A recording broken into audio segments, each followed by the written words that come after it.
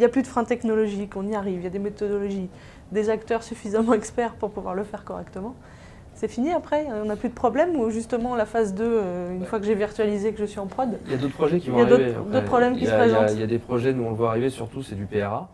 Les plans d'emprise d'activité, il y a des contraintes, on va dire, législatives maintenant.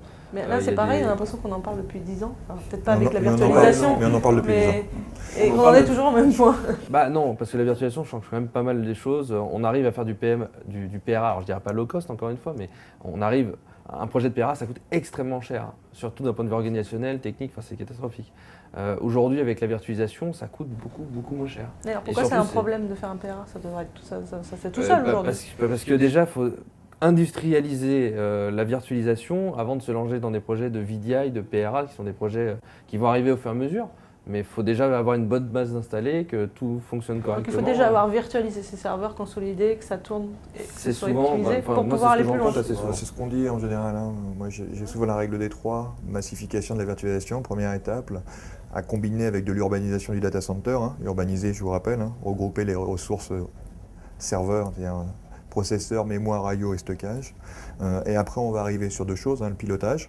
Parce que la problématique de pilotage, dès qu'on va avoir une certaine densité de la virtualisation, va arriver. Donc ça, c'est dans la phase 2, on est déjà en production. On est en phase 2, il faut savoir piloter.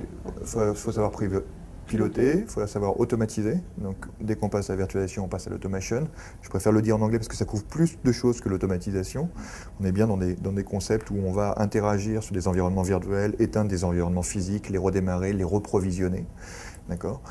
Et après, effectivement, on arrive à la notion de virtualisation de bout en bout, c'est-à-dire jusqu'à l'utilisateur. Et on parle beaucoup aujourd'hui de cette partie virtualisation ou end-user computing, VDI, tout ce que vous voulez, mais en virtualisation globale de l'environnement utilisateur. C'est-à-dire du 100% du serveur jusqu'à l'utilisateur qui travaille depuis chez lui et qui virtualise aussi. Parce qu'il parle de virtualisation sur les téléphones portables qui va arriver. Donc, non, je crois que là, et ça, c'est vrai aussi, c'est-à-dire quand on a un gros projet de virtualisation, ça paraît évident qu'il faille automatiser, enfin automationiser.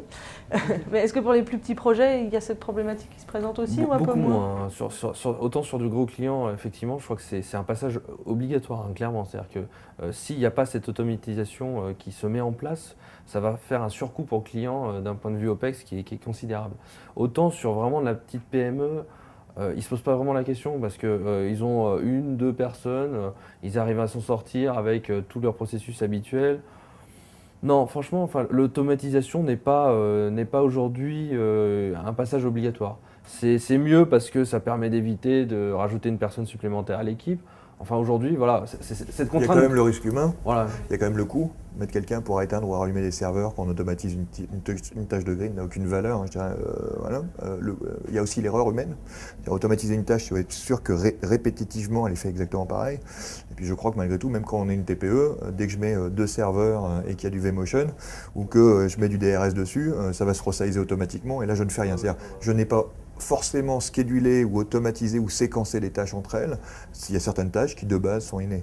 C'est pour ça qu'on avait vu qu'au fur et à mesure que la virtualisation arrivait à ces 33% en gros des parcs virtualisés, on était à 10 ou 12% des tâches sur ces serveurs-là qui étaient automatisées de fait.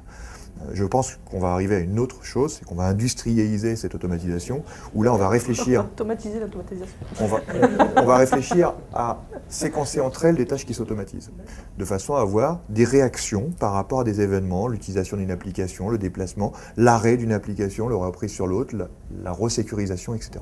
On a un concept qui est émergent à ce niveau-là, on a ce qu'on appelle le MAS, le Monitoring as a Service, qui va arriver, c'est-à-dire qu'en fait.